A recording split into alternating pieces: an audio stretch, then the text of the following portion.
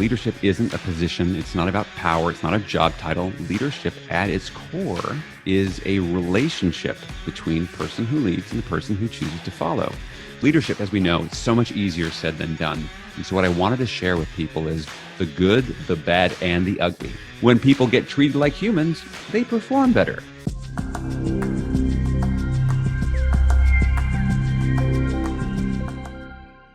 Today's guest is Alain Hunkins, who is the best-selling author of Cracking the Leadership Code, 3 Secrets to Building Strong Leaders. And his book has been endorsed by some of my favorite leadership writers, such as Jim Cousins, Barry Posner, Daniel Pink, and Marshall Goldsmith. And over his 20-year career, he has worked with over 2,000 leaders in 25 countries. And some of his clients include Walmart, Citigroup, GE, State Farm Insurance, IBM, and Microsoft. Alain, welcome to the Leadership Jam Session. Thanks so much, Rob. I'm really excited to be here with you today. All right. So are you ready to jam? I am so ready to jam. I've got my jamming shoes on. Very good. All right. So I'm excited to dive into your book, Cracking the Leadership Code, 3 Secrets to Building Strong Leaders. And you talk about the 3 secrets, which is connection, communication, and collaboration. So I'm curious, why did you write this book? What was your inspiration behind it? Yeah. So, people say sometimes they ask me how long did it take you to write the book? And honestly, Rob, it took me 20 years to write this book, in that the book wasn't something that I sat down and said, what do I think about leadership? So as you shared in the introduction, I've worked with over 2,000 groups of leaders all around the world over 20 years. And so the way it worked was I was seeing patterns, as I'm sure in your work doing leadership development, you start to see patterns of behavior, certain things that great leaders have in common, certain things that lousy leaders have in common. And you would pick up details and stories. And so what I started doing was I started taking notes. In about 2009, I started taking notes. And I had all these notes. And then in 2011, I started doing a blog. And if I had a good story, I'd turn it into what's the principle here. And the blogs got bigger. And those blogs ended up becoming chapters. And what I noticed when I reviewed all the blog material is that there were these 3 overarching themes around leadership that kept showing up time and time again. There was a whole lot of material around connection, a lot around communication, and around collaboration.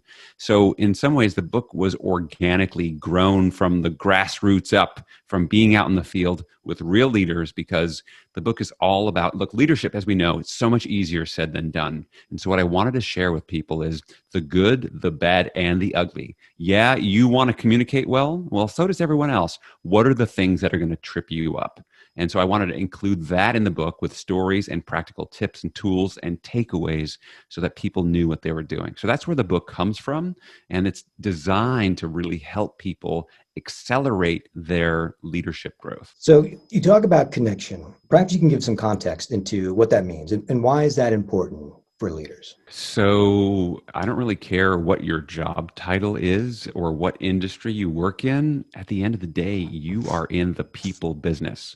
And so leadership isn't a position. It's not about power. It's not a job title. Leadership at its core is a relationship between person who leads and a person who chooses to follow. So if you are in the human being business, first and foremost, you should figure out what is it that's going to help people to follow effectively. I forget who said it, but they said, if you want to know if you're a leader, turn around, see who's following you. And we live in a world today where the do as I tell you because I say so command and control style leadership is really dying like a dinosaur. Is going away. And there's a whole bunch of reasons why it's going away, which I get into in the book, which have a lot to do with the rise of technology and the information transparency that we have now. The fact is, if you tell people, shut up because I say so, they're going to find another job. And they're going to find it pretty easily because between things like LinkedIn and Glassdoor, we all know where the grass is greener. And so you're not going to keep, especially your top performers, with you. So connection is at the core of the relationship. And ultimately, and there's great social science research that goes into this, Rob, which is we now know that feeling cared for, which I know, look, I'm from New York. I'm like this most dyed-in-the-wool cynic. So I hear things like caring for your people. There's the part of me that goes, oh, could it get any more touchy-feely than this? And the research would say that for your people is the number one thing that will increase engagement and retention. So it starts with basically showing empathy, caring. People want to know that you are thinking about them and that you care how they feel. And if you don't take my word for it, just think about the people in your life. Who do you respond to? On a certain level, it's the people that take an interest in you and care about you are the ones that you're more likely to do more, work harder, and be more connected to. So this is why connection is so important. There's been a lot of discussion over the years about empathy and the importance around it. And I do love in your book how you do kind of define empathy into two buckets, Yeah. right? And there are some of us out there that struggle with being empathetic, right? Yeah. Some of us are just wired to be more empathetic and others are not. So for those of us that do struggle, how can we overcome some of those challenges? What recommendations and advice can you give us? So let's start by defining the way we define empathy, which is showing people you understand them and care how they feel. And you talked about these two parts, and we can call them kind of the head part, which is we'll call it the cognitive empathy, which is you can understand how someone could be thinking some way. The other part is what we'll call affective or heart-based empathy, which is that you can feel what people are going through. Like you care how they feel and you have that emotional connection. I think the harder part for a lot of people, especially in the workplace, is that affective, that emotional part. It's like, whoa, if you were, I'm 52, was born in 1968. So I came of age. I remember, and you might have heard this too, Rob, is like, this is work. You check your feelings at the door. Like you don't do that. Right. Well, the world has changed a lot. And in fact, what we're finding is actually people could never really check their feelings at the door. What they were doing is they were suppressing their feelings at the door. Actually, Deloitte did some really interesting research. Like 61% of US employees feel the need to cover their identities in some ways. Now, look, back in the 1980s and 90s, we were still living on the tail end of the industrial age. So it was like, shut up, do your job, just work here for 30 years and just keep quiet. Well, now we live in this knowledge work age, and we actually need people to do their best work. And they have to be creative. And so if you're showing up and putting on this mask, it's really hard to do your best work. That's what all the studies would show. So in terms of becoming more empathetic, if this is a challenge for you, the fact is most of us can be empathetic for some people, but it might be a small group. It might be your kids or your spouse. Well, it's learning how to expand that circle of empathy to others beyond that small circle. This goes along with something else. A lot of people have a hard time with asking someone, hey, how are you? How are you feeling? And then slowing down enough and shutting up enough to just to listen to them. Like you don't have to fix it. And I think a lot of us who get into these leadership roles feel this need to fix things. Like, and again, this is the classic thing between husbands and wives, right? It's like someone like your wife, my wife will say, I'm telling you this. I'm like, well, you should do this. Like, I didn't ask you to fix this. I just want you to listen to me. And then it's amazing the power of just shutting up and listening to someone, giving them the space and the presence and the attention. That's actually where this starts from. And that is a muscle that for a lot of us who are task-driven, go achievers, that muscle has atrophied. So we're really strong in other things. So this is a question of learning how to strengthen these empathy muscles of really focus, quieting down your own mind, your need to respond, and just listening with purpose. And if you look at intent too, right? Some of us, particularly for new leaders, they do want to just jump right in and fix it. They, in their minds are thinking, here's how I'm going to bring value. Here's how I'm going to help my employees. But, and what you're saying is, in some cases, that may not be the best thing to do. Sometimes you just need to be a sounding board. Absolutely. And yeah, you talked about this idea of particularly a lot of new leaders feel this need. In fact, in my book, I write about this guy, Matt, that I met. And Matt is a district manager for a national fast food franchise. When I met Matt, he was the number one ranked out of, they had 100 district managers. He was ranked number one. And I said, Matt, that's amazing. That's really impressive. Have you always been such a top performer? He said, no way. When I started, which was like 15 years earlier, he said, I was like number 84 on this list out of 100. And I was low for a long time. He said, the problem I had is when I got promoted to district manager, I got all full of myself. And I was like, I'm the district manager. And he had this fixer mindset. So every day in their industry, in their business, they would get a printout of all of their key performance metrics. And in their business, they call it the hot list. So Matt told me, he said, the first thing I do, I'd look at the hot list every morning and see what was in red. So it wasn't measuring up. And then I'd hop in my car, and he's got like 9 different fast food franchise restaurants he's got to go to. So he'd hop in his car and he'd drive from one restaurant to the other and just like basically say, you got to fix this, you got to do this, like, and he'd do, fix. And he said, I tried this for years, and it didn't get better, and turnover in the restaurants was terrible. It was just terrible. Mm-hmm. And he said, finally, I had this wake up call. I realized people don't want to work for a fixer. They want to work with a leader. And so I totally changed my approach. What I did is I started going in and I'd talk with the store manager and I'd say, how are you? How was your weekend? And build some actual real relationship. And then I'd pull out the hot list, but instead of showing them like, this is red, you got to fix this, I'd say, here's the data. What do you think we should do? And then together they'd co-create a solution. And so in some ways, Matt models these 3 secrets, right? It's connection, like how are you? What's going on? Communication, ask, and communication leading by listening as opposed to do this, tell this, right? So he's leading by listening. What do you think? And then collaboration, working together to create things together. And so it's a shift. And the cool thing he said about all of this is he said, the way I realized the key to making the numbers is to stop focusing on the numbers first. It's actually to focus on the people first, because the numbers are just an indicator of the behavior of the people. And he said, and the coolest thing now about all of this is that I'm number 1. I am so much less stressed. And I'm working so much less hard than I did when I was 84th. And our teams are having so much more fun doing it. So this is the upside of taking this human-centered leadership approach. I'm so glad you said that, because for a number of years, I was a sales manager. And now as I teach a lot of my leadership courses, and I have a fair amount of managers who are in sales. And I always tell them that, listen, the number to some extent is irrelevant. Stop focusing on the number. It's about the how, it's the behaviors of your people that get to that number. So it's refreshing to hear you speak about that. Yeah, and I've seen leaders, and I've coached leaders around this too, because if you think about your typical business meeting, let's say it's a monthly standing meeting where you're doing a business update. What's the first thing that's on the agenda? Let's look at the numbers, right?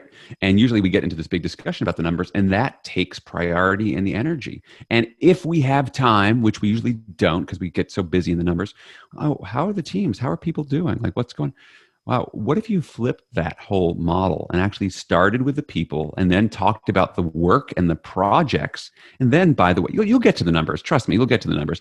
But when you flip that around, that sends a very clear message of what's important. Otherwise, what it does is it just perpetuates this industrial age mindset that actually people are these interchangeable parts. I mean, there's no accident. I mean, this is where the words human resources came from. It was the industrial age. Like, we need some human resources in here to man this factory. And that's where it comes from. And so we got to realize we got to shift things back, where we've got human beings first, because when people get, surprise, when people get treated like humans, they perform better. So true. And let's look at today's environment, right? Where we've got managers who are struggling with this managing employees remotely. And again, there's a fair amount of managers out there that do, and for years I've been managing employees remotely, but for the ones that this is new for them, it is a struggle. And I got to imagine that, I'm curious just to hear from your opinion, the connection piece and even the communication piece, do you find that even more significant in this new work environment that we're in?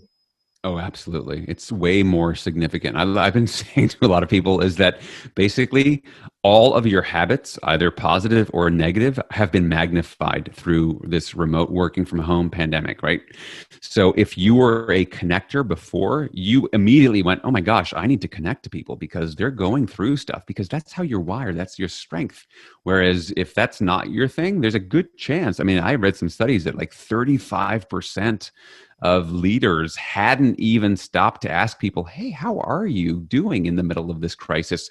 4 months into it. Like we're talking in July, and I see that stuff and I shake my head and I think, oh my gosh, I'll never be unemployed, because if this is such a majority, the norm. So yeah, so I would say the challenge is when we move to an all virtual, all remote workforce, as leaders, we don't have as much room to be sloppy. So Mm. what that means is we have to be that much more intentional, because look, you can't just pop by someone's office down the hall and say, "Hey, how's it going today?" You got to schedule a meeting of some kind. So you have to create intentional structure of, I need to intentionally connect with people, because if I don't, they will go out of sight, out of mind today, tomorrow, next week, whatever that is. And I need to start to build that structure in. And I could basically fake that a lot when we were in person. And now I Mhm. can't fake it anymore. Right. So I'm curious, just to get your thoughts on this, do you think that this environment that we're in managing people remotely, will force managers to be more empathetic or to increase their communication skills? I think so. I mean, I'd hope so. And the reason I'm positive and bullish on this is because also 95% of us are in the knowledge work age, right? So we're having to creatively problem solve to meet the needs of a customer. It's not repetitive manual labor, because if it's been repetitive manual labor, it's probably already been automated or outsourced or turned to a robot, or it's about to. So what I'm thinking is, as we're moving forward, basically we have to start thinking of employees as, in some ways, independent contractors. Like, here's your project, let's scope out the project. And as you're probably already seeing, some employees can get this project done in 28 hours in a week, some need 55. And at the end of the day, we can't control that all, and we can check in and support them around this. But this idea of thinking of work as a 9 to 5 venture, I mean, I think what we're going to see a lot more is we're going to be scoping things out by project. And as we're having to deal with now, yeah, you're not going to work 9 to 5, because you might be getting your kids Mm. online for schooling, right? So you got to take a break. So people are putting their little kids to bed, and then they're working from 9 o'clock at night to midnight. So this idea of this 9 to 5 world, in some ways, it's been a myth for a while, but we're really seeing how much of a myth it was. And if we start thinking of our employees and treating them with the respect of a contractor, and turning this into a results only work environment where people are being paid for the value and the results they deliver, which means we're going to have to really rethink a lot of aspects of how we go about doing business. Mhm. Well, and so I'm going to actually jump now I do want to come back to the communication piece, Yeah. but as you're talking through this, some of the collaboration topics that you discuss come to mind. Perhaps you can share a little bit around that, because I think it does tie into what we're talking about right now. And I have managers that tell me they're working more hours than they ever have now. Yeah. Right. And you do give some good tips, I believe, in terms of how to mitigate or at least be more efficient with your time in terms of collaboration. Is that correct? Absolutely. Yeah. So there's a couple of points you brought up here. So one is kind of connecting to what we were just talking about before, as we move into collaboration and thinking about how do we create an environment where we're focused on results and value as opposed to time allotted. So in the last section of the book, Collaboration, we get into the fact that what great leaders do is they recognize they need to design environments where people can perform at their best.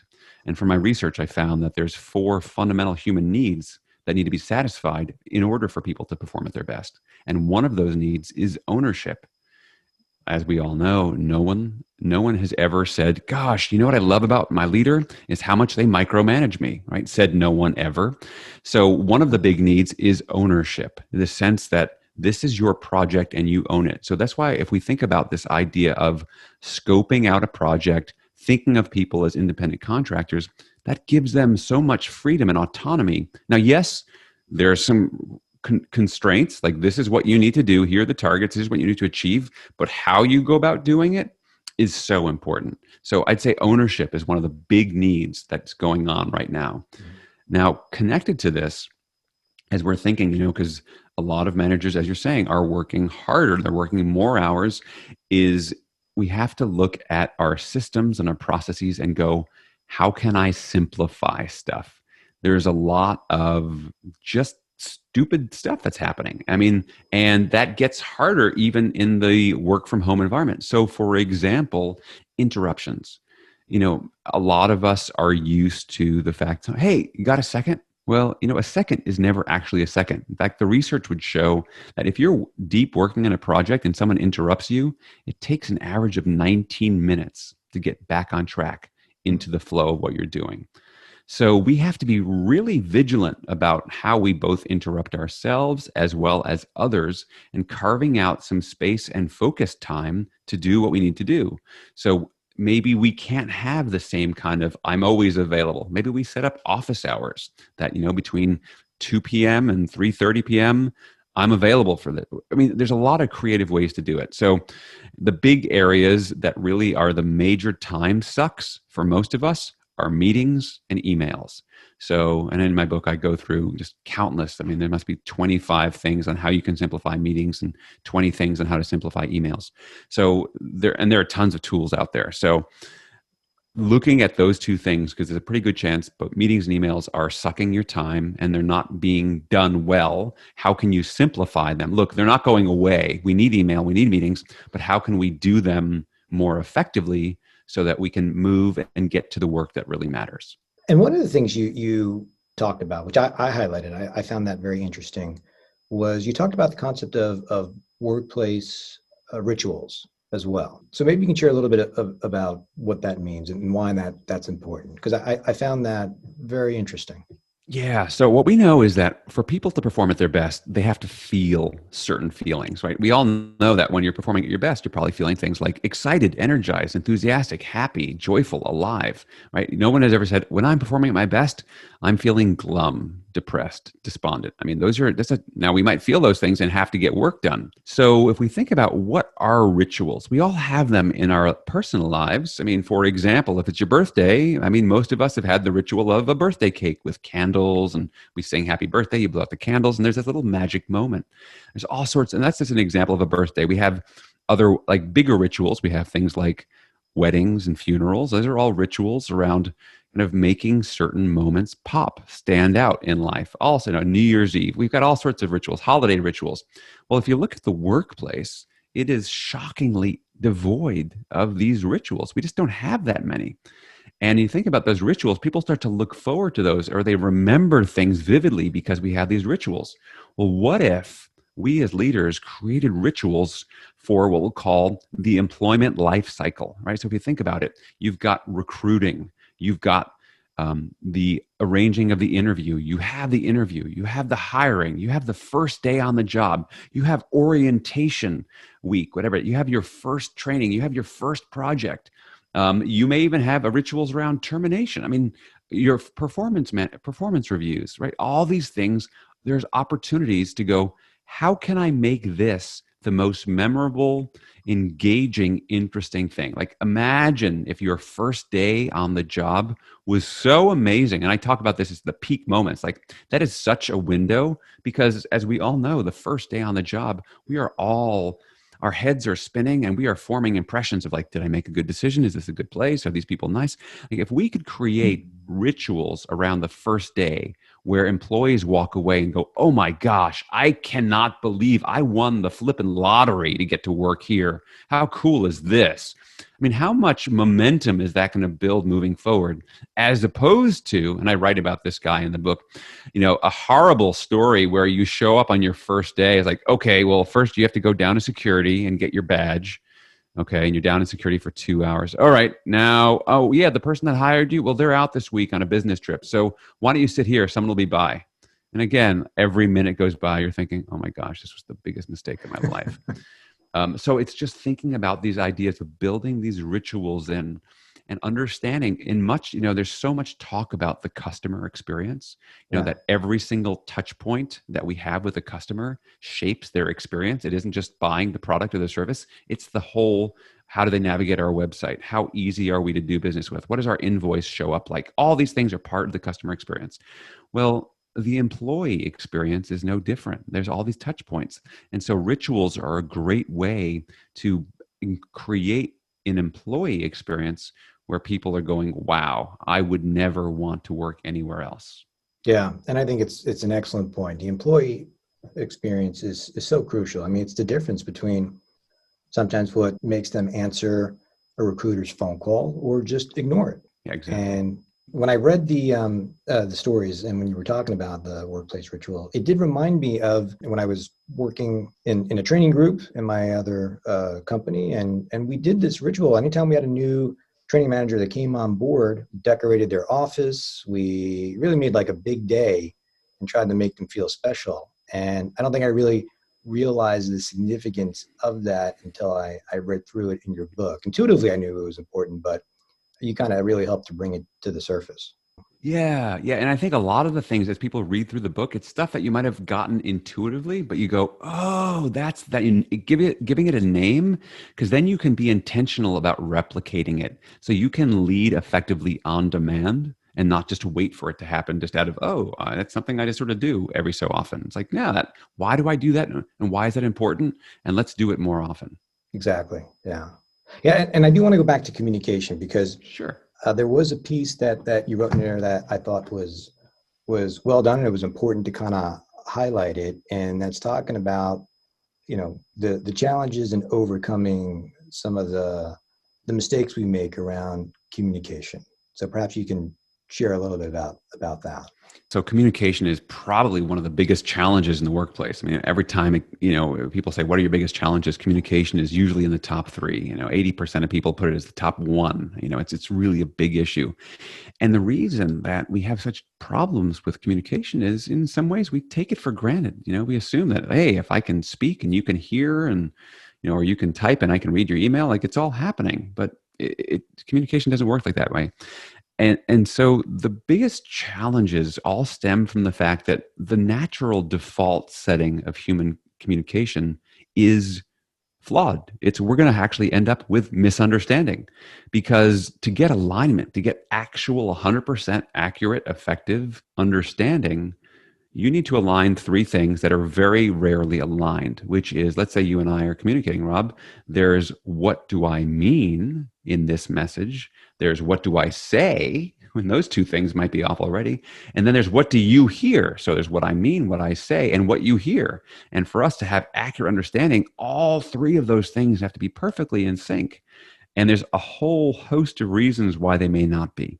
And so as leaders, we have to realize, wow, the default setting is going to be misunderstanding. So what are all the things that I can do to create that alignment? So for example, one of the big things that misses, we're challenged with communication because in our own minds, it's crystal clear. I know what I mean to myself. Now, I may not express it that way, but other people don't have the same context. And I'm amazed at how often I sit in on business meetings and someone who is a subject matter expert just kind of launches and drills down into the details. And they'll usually show up with, a 6-point font PowerPoint slide with like all these details, and they're running through all this stuff. It's like 75 slides, and they're going like, whoa, time out. Like, step back. Like, you need to orient other people because they haven't been living and breathing and eating and drinking this stuff the way you have. So share some context and then bring people on board. Yeah, you've got 75 points. What are the top three that are relevant for the people you're talking to here? So part of it is that, and also realizing another big, and I'm kind of alluding to it already, another big challenge to communicating is the fact that most of us are drowning in information. We've got too much information, but what we're lacking is insight. And so as leaders, we want to make sure that people are walking away with the right insight at the right time to take the right action. Because the reason that creating shared understanding is so important is because understanding is the platform on which we make all future decisions and create all future actions and results. And if that foundation is solid, we're going to make good decisions. We're going to get great results. If that foundation is tippy and wobbly, we're going to make some poor decisions. We're going to end up with some poor results. So those are a few of the things that will get in your way. And just in terms of some practical things that you can start to do, One simple one, it's in the book, but it's really simple. I call it asking for a receipt. I mean, how many of us have been in a business meeting ends, we're like, okay, everyone's off, you know what you're doing. And we go off. And oftentimes what happens is we call it the meeting after the meeting. Hey, Rob, what do we say we're doing? Who's doing what? So we don't capture that in the moment. We're doing this meeting after the meeting, and oftentimes it's wrong.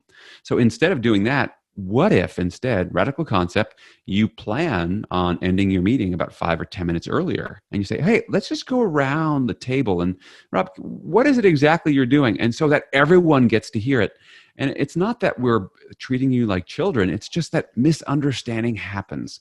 And if I come to it with the spirit of just to confirm, just to make sure we're on the same page, just to make sure that we can go out there and just hit those targets and do whatever we need to do, let's just make sure we are clear up front. And that's called asking for a receipt of understanding. I am one of those leaders that unfortunately learned the hard way after many years realizing I should have been asking for a receipt, because I would always end up having a meeting after a meeting and asking why certain things weren't done. And I have like a deer in a headlight look, because I either didn't provide the right context and didn't confirm at the end of my meetings that we were all on the same page. And it is amazing, just even, as you said, just taking 10 minutes at the end of a meeting would save so much more time down the road. That's why I wanted to come back to that point and have you speak a little bit to it. Because you're right, it's a simple fix that you can do that could really save you a tremendous amount of time.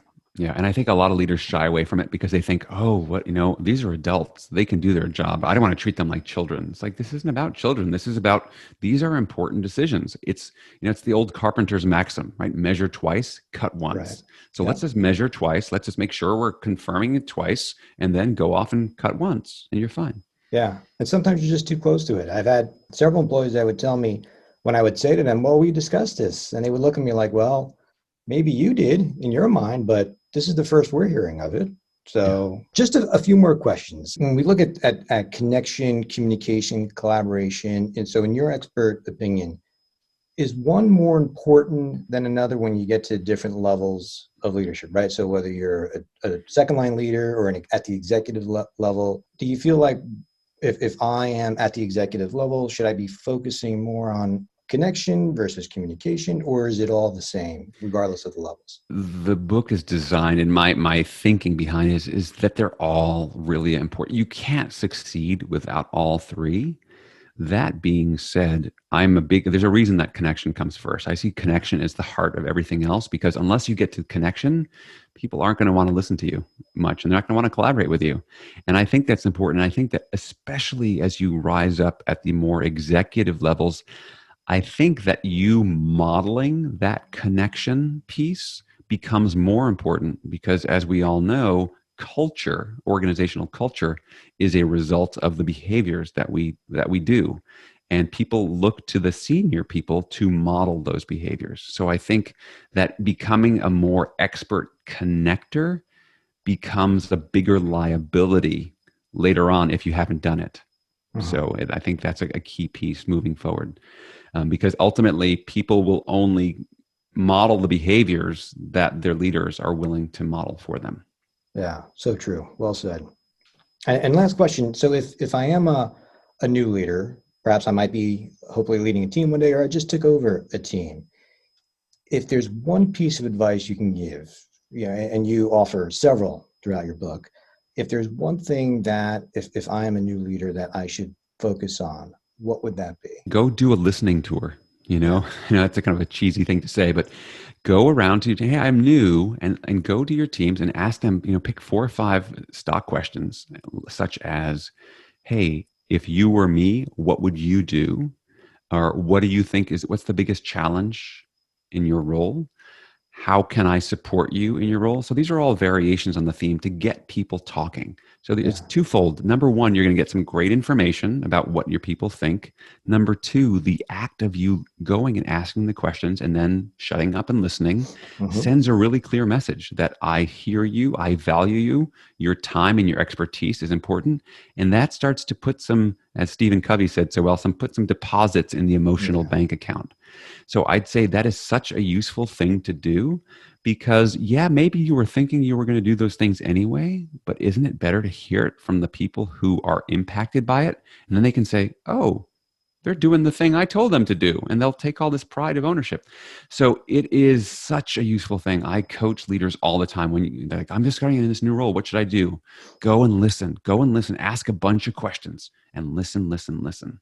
Yeah. Great advice. Well, it gets back to the connection piece. Yeah, Right? completely. Yeah. Well, I do want to thank you for coming in and sitting down with me. It's been a great discussion. Your book was fantastic.